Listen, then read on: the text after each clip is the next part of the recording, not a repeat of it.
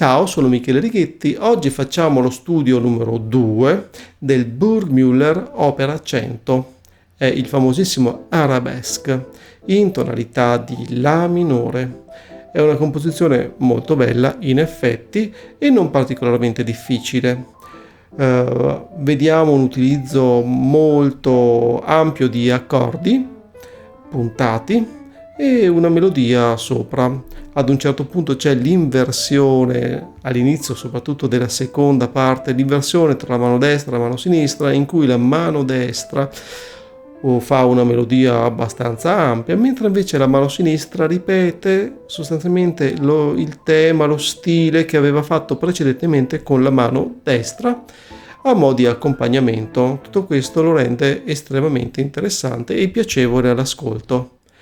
Bene, adesso andiamo a suonare prima a mani separate e poi a mani unite.